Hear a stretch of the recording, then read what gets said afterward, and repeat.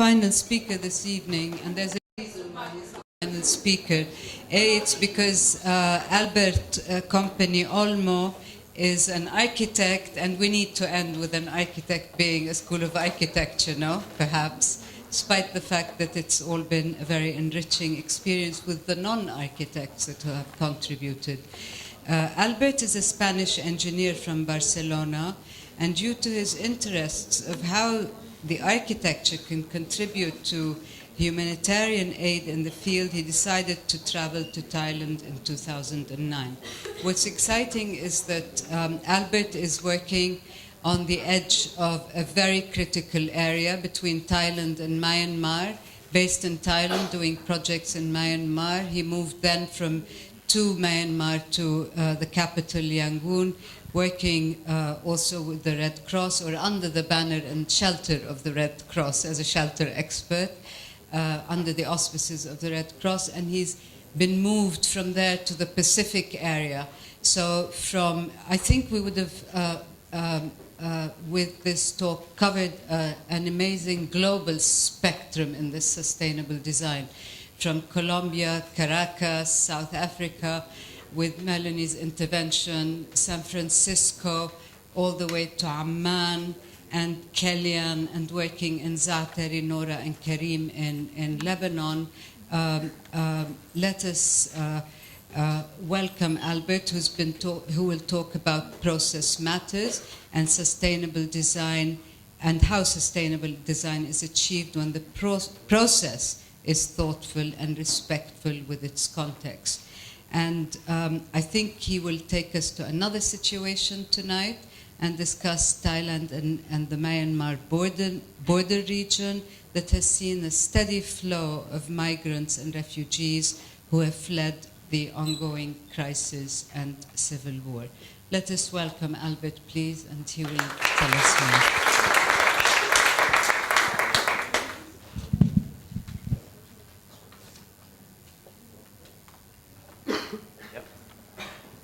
Working? Yeah. Well, good evening, everyone. Well, first of all, I have to thank AUB, the Department of Architecture, and especially Karim, for organizing this event that I think is really interesting, and also for inviting me. I have to say, I'm not an architect, I'm a civil engineer. I did study architecture as well after studying civil engineering, but I didn't finish architecture. That's a story that I will explain later. Well, my name is Albert, as I said already. I'm from Spain, but for the last 10 years, I've been living and working in the Thai-Myanmar border, designing and building facilities for migrants and refugees. So in 2012, I co-founded an organization with Jan and Line, a German and Norwegian architect, where I'm not sure that doesn't work. Okay, we will do it like this. So I was saying, yeah, in 2012, I co-founded an organization called Agora Architects, where we were just thinking not about designing and building facilities, but we thought that we could empower these communities through the design and the construction process. I will be sharing with you today what I think there are like 3 representative projects that we've done regarding education, healthcare, and housing.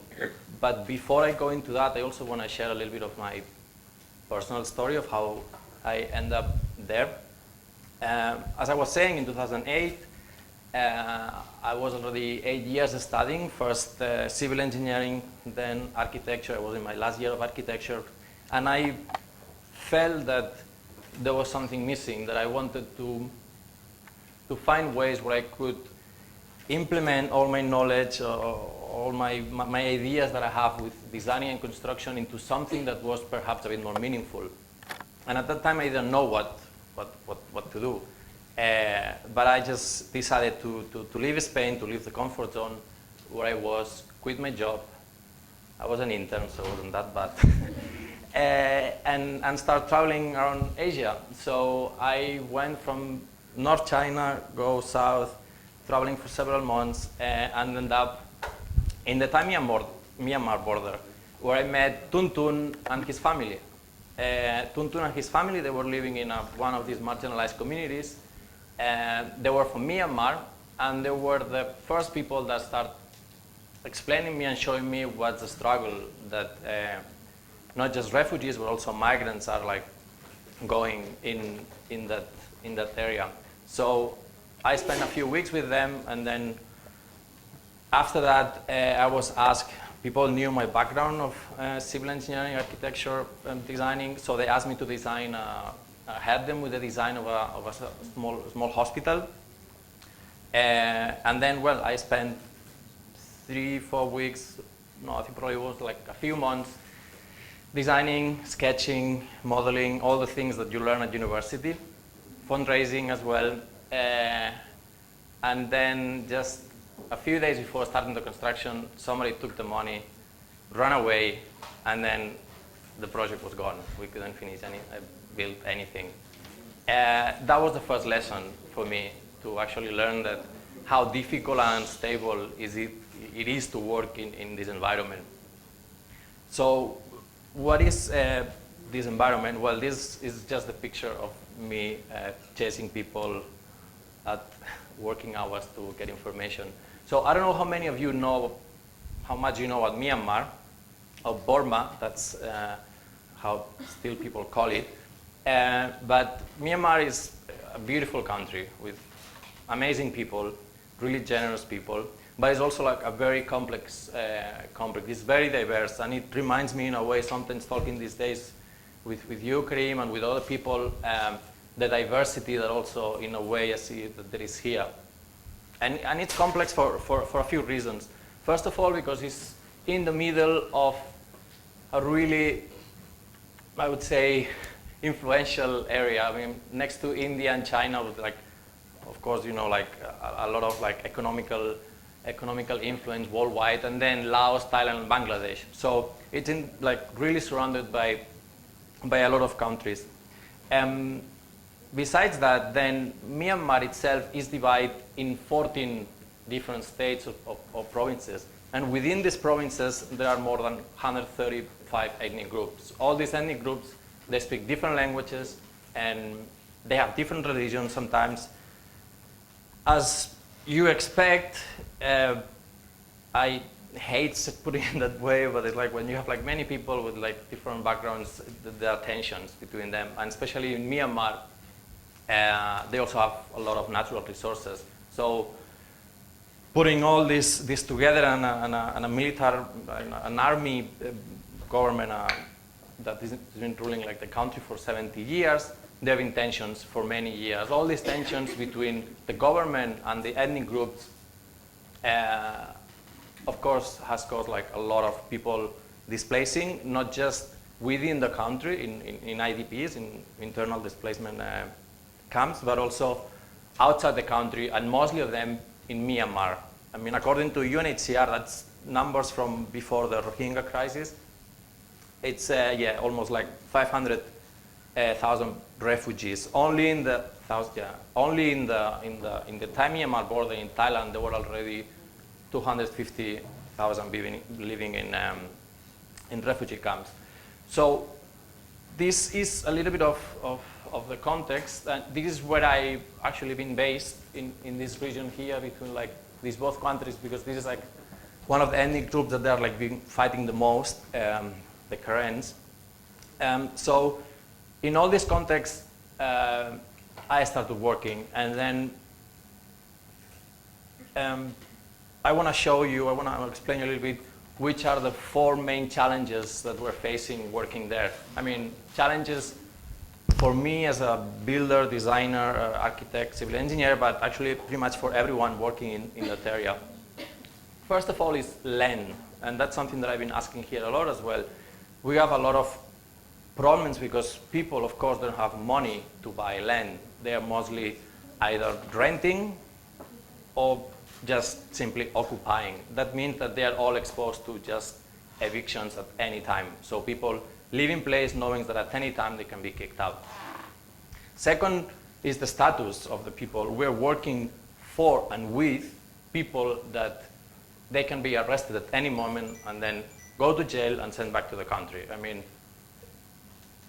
I cannot say how many colleagues of mine they've been in jail and been sent back to Myanmar.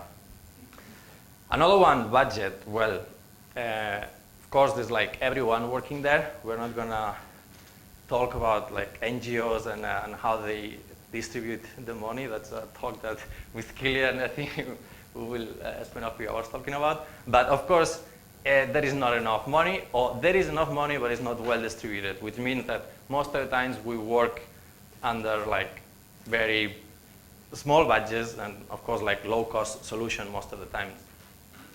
And the last one, which is maybe more technical, is the weather. I mean, the region where I'm working is kind of very specific. It gets really dry and hot during summer, which is 5 months of the year. And then in contrast to that, we have 6 months of monsoon, which means a lot of rain, which means entire villages flooded and of course a lot of structural damage.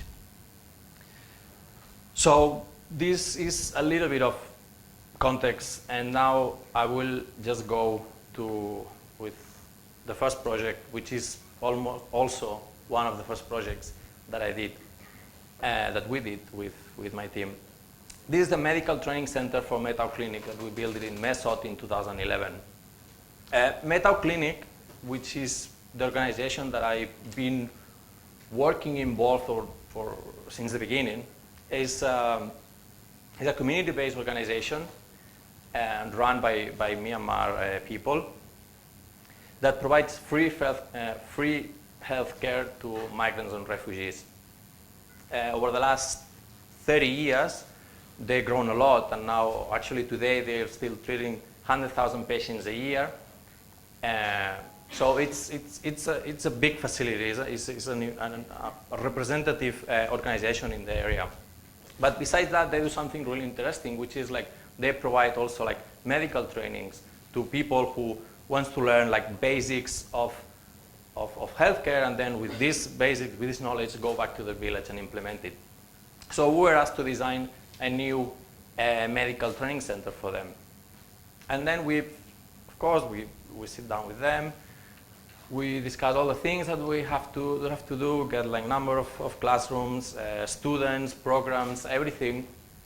And after that, having all that information, we identified 3 main issues that would actually maybe didn't have that much to do with the program, but we knew that those 3 things would really tell us what kind of design and construction we had to do. The first one was isolation of the land. So they were lucky enough to buy land, but the land was so far away. That means that moving material and moving people from one place to the other, it was going to be a big challenge.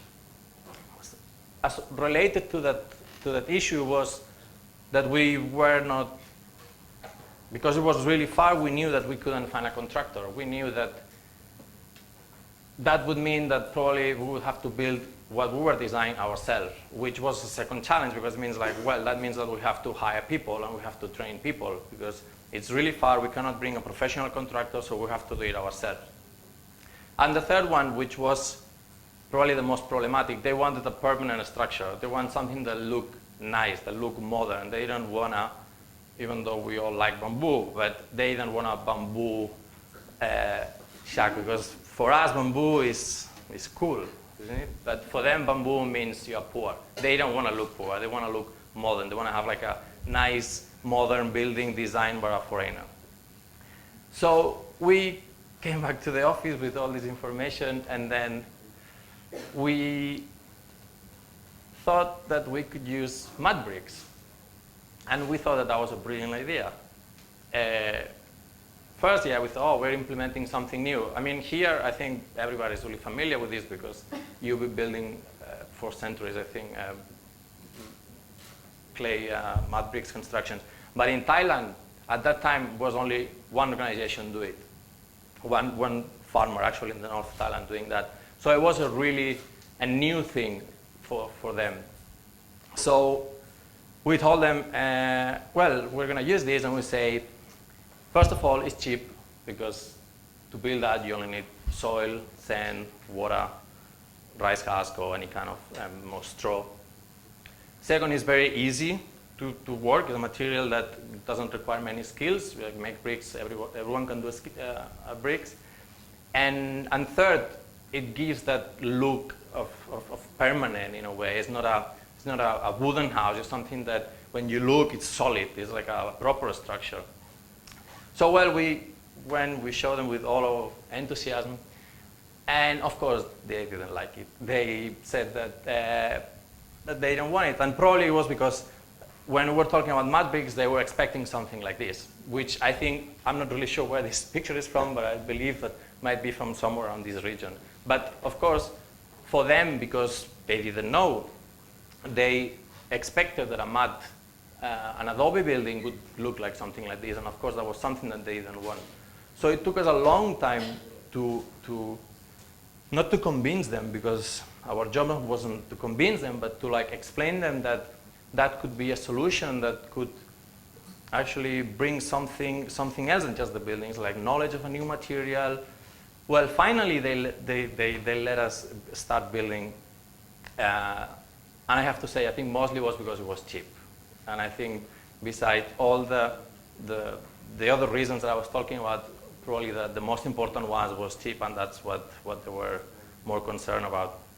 So we started the construction. We started producing bricks. I think we produced over 15,000 bricks. We hired people from the community around, so we gave job to 50 to 100 people making bricks. A few months later, weeks later, we started already building the bricks. It was, I mean, I look like I'm teaching. I'm not. I'm actually learning from him, but that was kind of Paki, who is the construction manager in my side, in the site. He's amazing, and he just started working with Adobe, and in a month he was already the best one, a master. And then the third part, which was for us the most important part, because we were selling that idea as a modern building, so we had to make it look modern, and we thought that we had to improve our plastering. So if you're all familiar with Adobe bricks, mud bricks construction, put the bricks and then you put 1 or 2 plasters. We wanted to make a plastering that looked really crispy, really clean, that give that look that they were looking for. And I think we succeed, because the plaster, this is already 7-8 years, it's still there, it doesn't fall. I mean, the situation there is different than here. It rains a lot there, so I had to put a lot of tapioca, lime, mix it several times, and then I think the result was pretty good. And not just that, I think what I'm saying that is because they really like it, and the first question that everybody was there for the first time. I mean, locals, they were saying, but you changed your mind, you put concrete. It's like, no, that's not concrete, that's mud. It's like, no, you put concrete.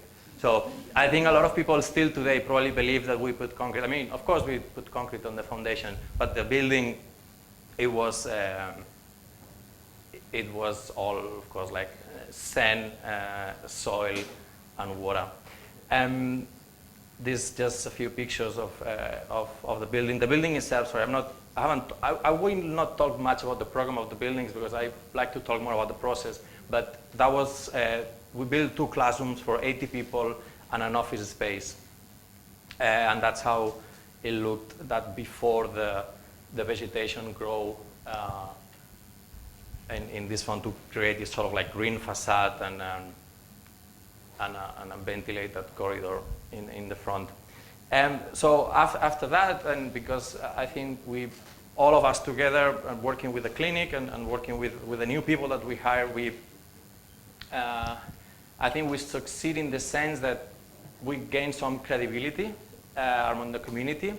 So we found ourselves suddenly with a group of 20 people with a new knowledge, and we just continue building more schools using the same model, and selling it the same way. So for the last 7 years, we've been building more and more schools. Probably in total, I think we provide like education to almost like 1,000 kids in different parts. I have to say also that this has been like also a process of a collaboration with another organization called Koyo Koyo, which means step by step, and I love that name because it has a lot of meaning of how is it working there. And run by Luna Ramstad, a Norwegian architect, and many of these projects we've been like doing it together. Because what I was saying, the team, they became really good at doing what we were doing. So local people, not refugees or migrants, actually Thai people, Westerners, they became really interested in what we were doing, and they started to ask if we could design and build their houses. So that was an opportunity, without really expecting it at first, to, in a way, then become self-sufficient.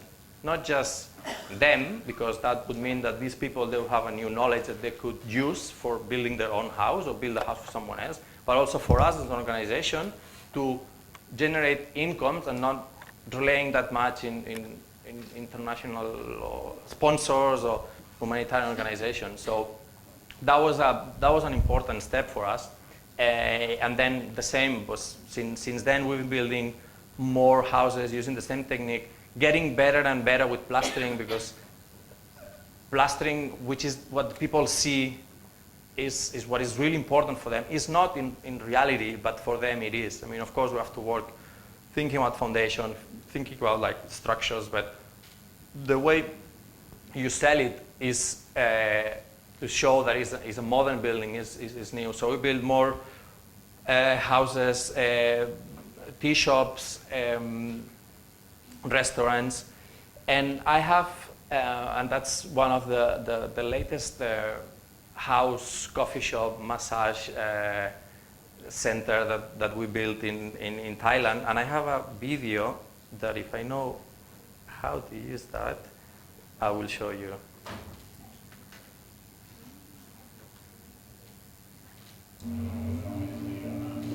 This is just a video to show you the process of how we work, who are my colleagues, and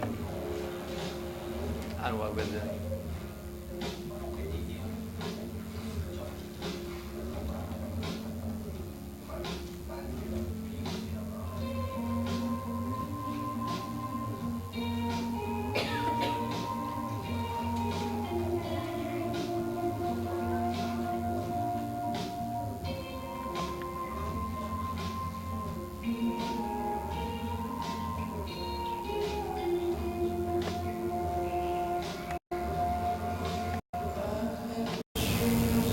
This is the process of getting the plastering.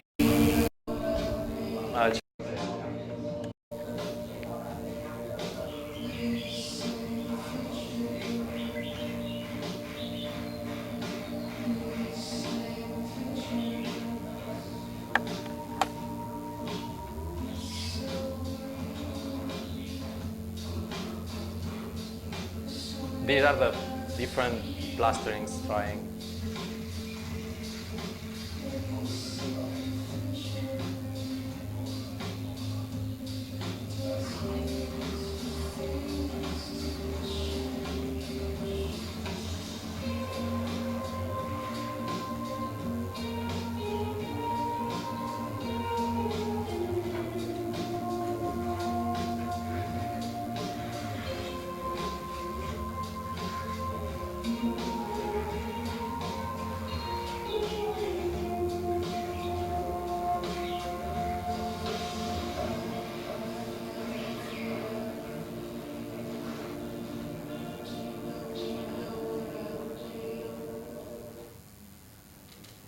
Okay, yeah. I still have time, right? Because I have 2 more projects to talk about. I'll try to go faster, maybe. So next project is the temporary dormitories for CDC school, built in Mysot in 2012. So this is the project more related to housing. This is before I go into the project, I want to show you a picture of the refugee camp in the Thai-Myanmar border. This is Mela camp the biggest camp in the region. I think it's at the moment, it used to be 150,000, I think now it's down to 80,000 people. But you see how it looks. I mean, if you don't know the region, that could be just another village. It's just that the scale is massive. It's really big. But I want you to see this picture to understand a little bit like the morphology and the typology of housing in that area. I love vernacular architecture. I mean, I think we have so much to learn from it. And it's not just words. I think it's like really what it is. I mean, people have been building stuff for so many years and they do it for a reason. So I spent a lot of time there building toilets, facilities as a consultant. So I was always interested in see how this model, this prototype, this way of building could be somehow improved. If that was a way to improve it. But then I at least identified that there were like 3 things that we could work with to improve that that prototype, that house kind of project. I mean that house typology. So one of them was material efficiency. Of course, people, they build with what they have. They live in the jungle. They have bamboo. They can have maybe reclaimed wood, thatch, eucalypt. So I knew that if we would want to improve that, we would have to use those materials. But I also, because I building, I saw that we could find ways to be more efficient, to use less material. It doesn't mean because you have trees and bamboo there, you have to cut them all. I mean, there's still ways to be efficient about that. The second was the time frame.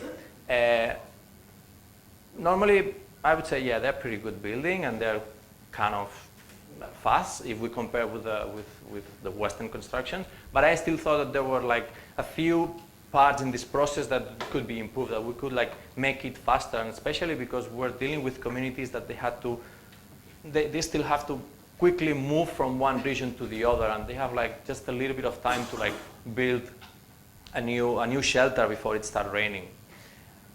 The third one is labor, and it has to do more with having less people involved in the construction, not because we didn't want to pay less salary, but more because sometimes we are communities that we don't have children and women that are not available to work. So we had to think about a system that we could just build with less people.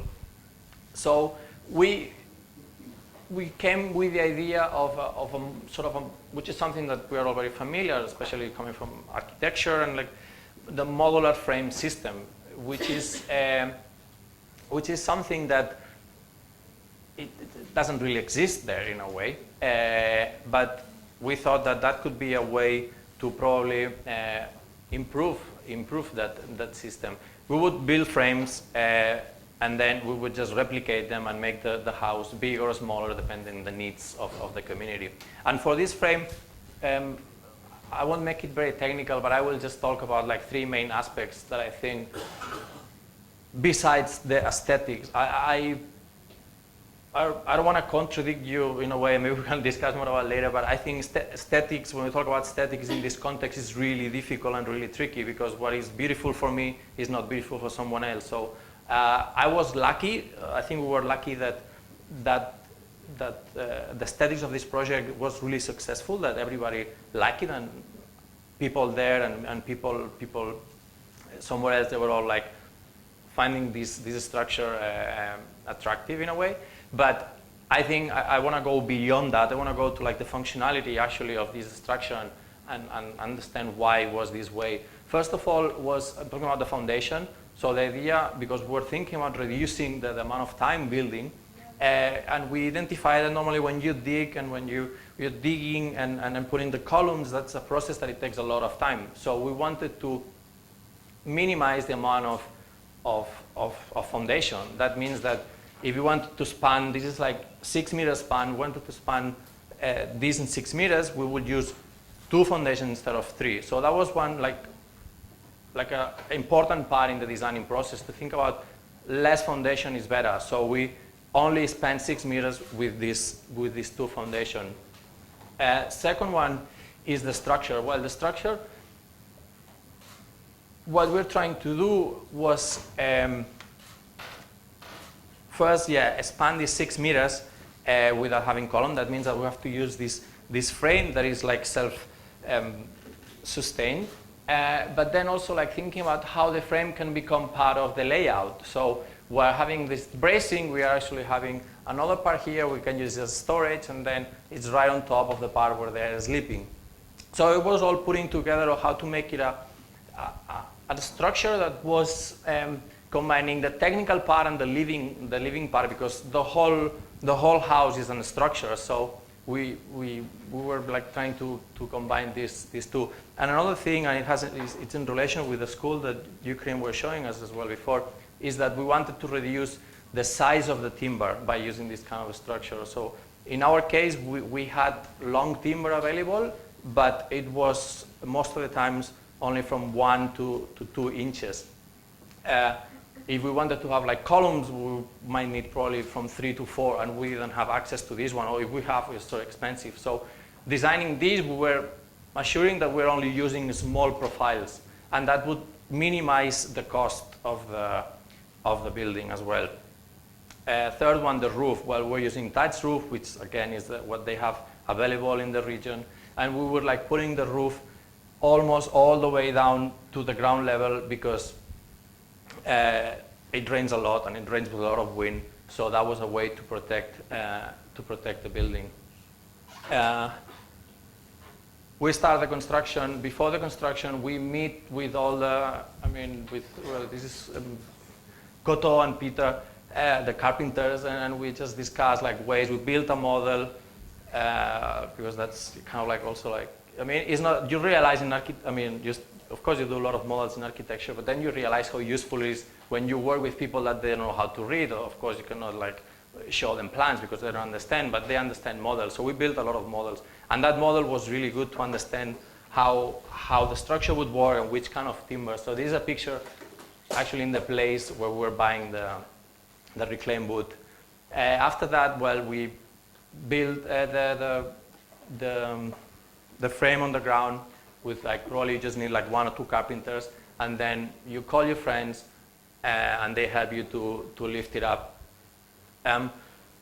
That's once we started building these frames, and the first one finished. One thing that was really important and crucial as well of this process that we decided to use modular was because using that system, we're able to overlap jobs. We're able to have someone on the ground, 2 carpenters, building the frame, while we had 5 people that were hired for the day to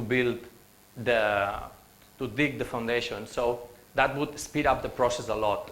And that was something that they were not considering at all. And when they found out, it's like, oh yeah, we don't need to wait until the foundation is finished to put the roof. We can make the roof and the foundation at the same time. And that was an important part of the project as well. And that's the result of the building. We built 5 of them, each of them for 24 students, and the total cost for everything was less than $3,000.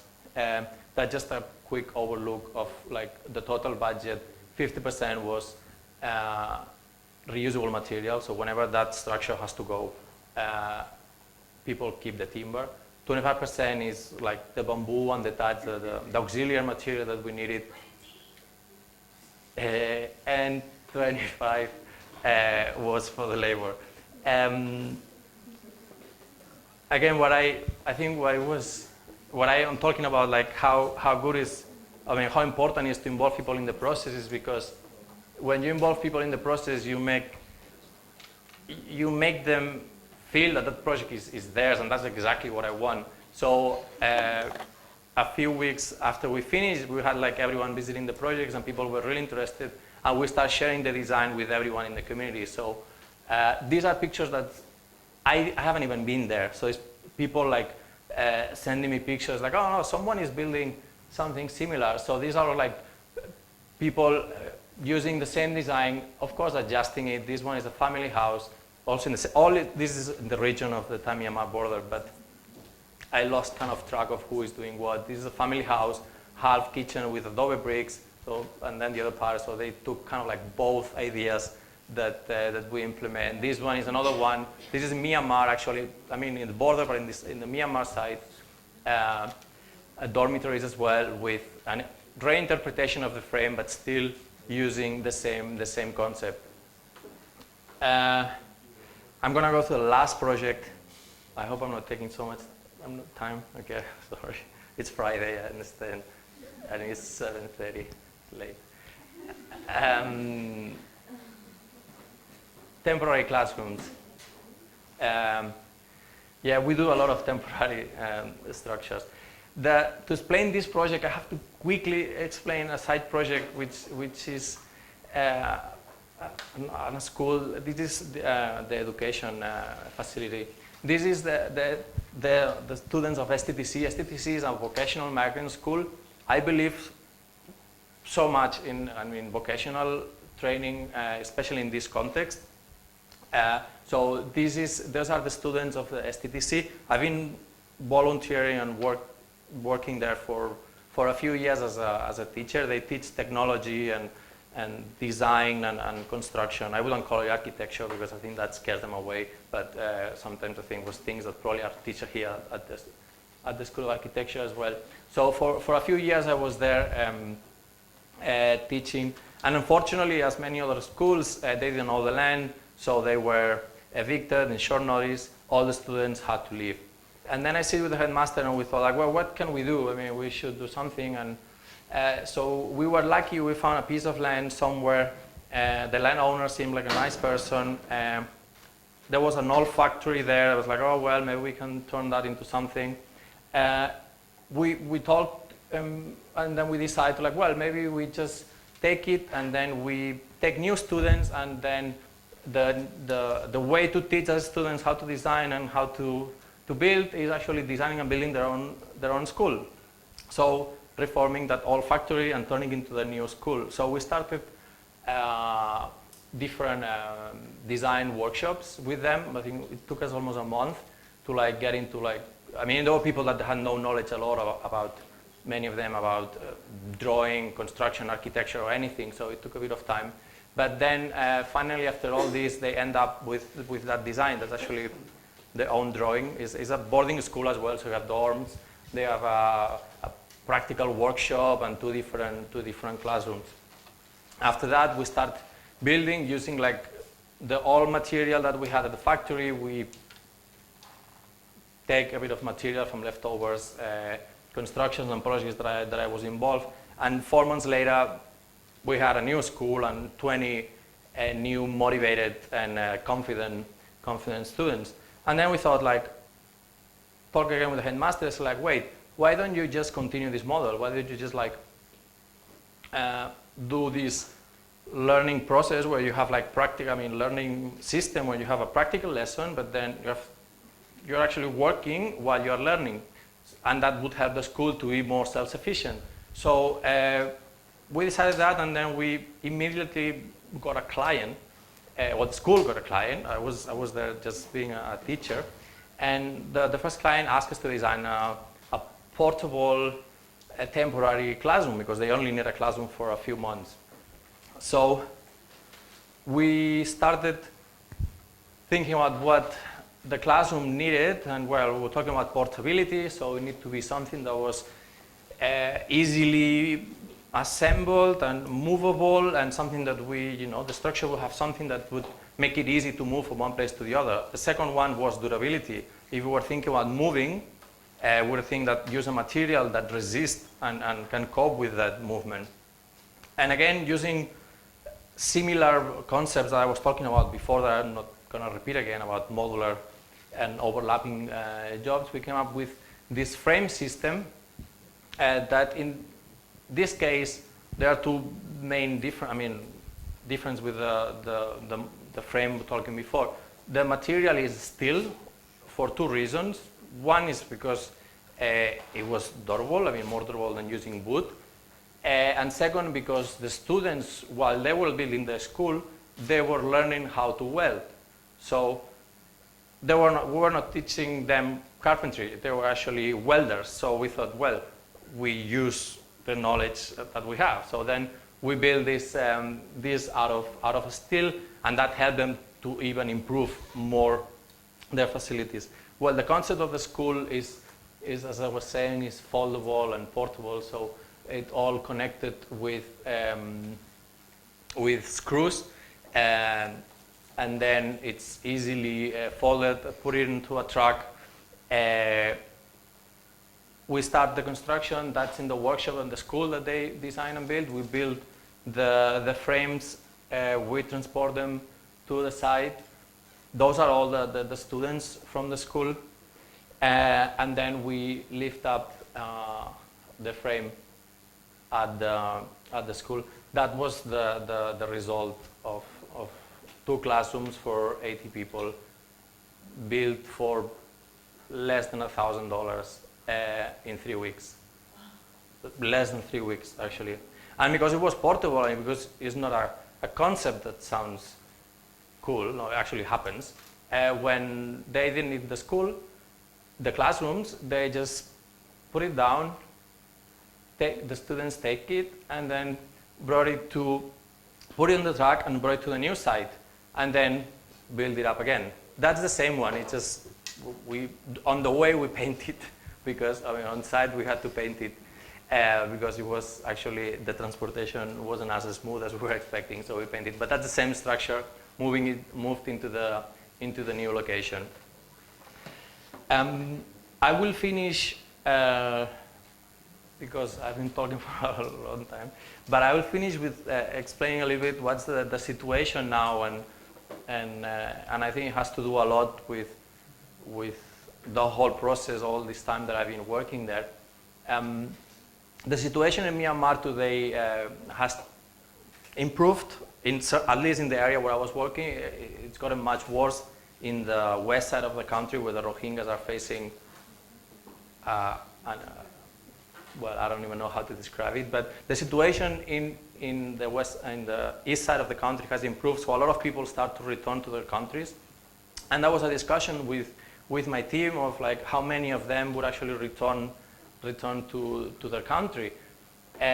So we realized that many of them, they were interested. So we signed an agreement with an organization in Myanmar called didnt. It's a social enterprise that they focus in heritage restoration and urban renewal.